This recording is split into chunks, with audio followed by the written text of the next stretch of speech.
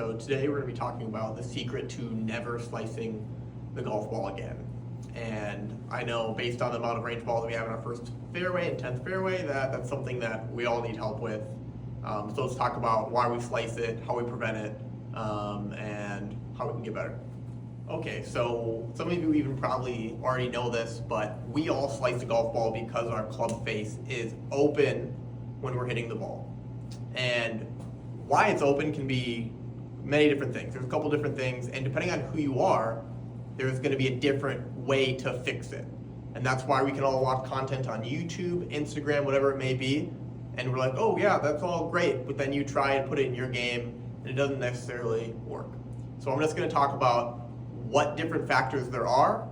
Okay, so the first thing that I'm going to talk about and what impacts having an open club face is how the club sits on the ground. So I'm going to show you guys a representation. I'm on the first hole here at the Blue Monster Doral, and I'm going to show you, based on how your club is sitting, where you are aiming. So let's just say this is a flat club, perfectly fit for you on the ground.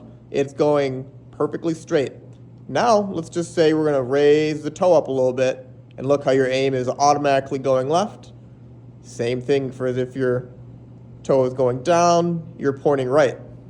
So, in saying that, what can impact your toe being up or down? How far or how close you stand from the ball. If I stand closer to the ball, the toe has no choice but to go down, pointing your face open.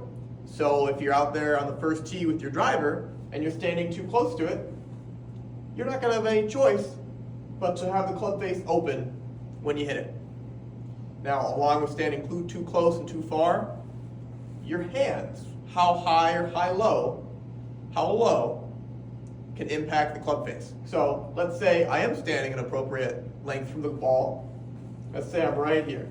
But let's say I want to have really straight, rigid hands, and the club is super upright. I'm already pointing the club face to the right, so by the time I hit it, good luck, it's going to slice.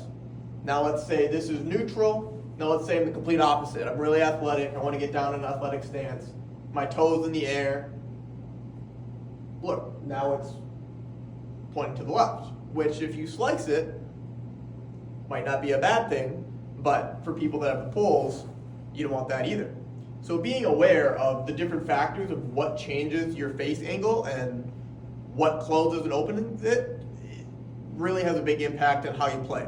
So most of you can be playing and setting up every single time, and you didn't realize that, oh wow, like I do like to sit up really tall and really close to the ball, but the only thing I can do is come across it with an open face.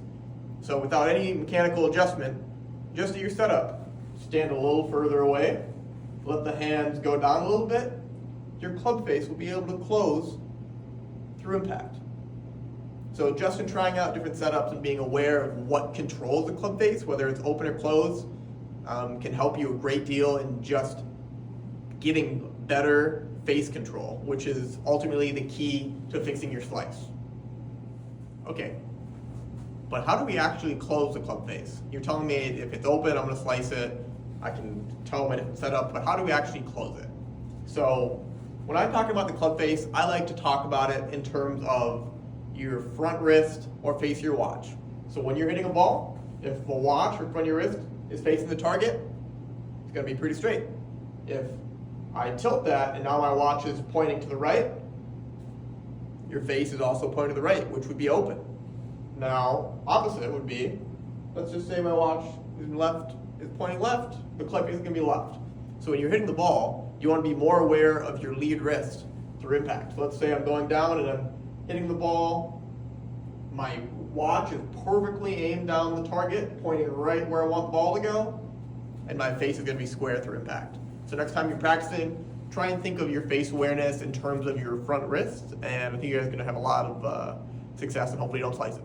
All right, that's it for today. Just a nice, quick, short video because I know everyone's attention spans are already starting to go, and Tim needs to get back to work.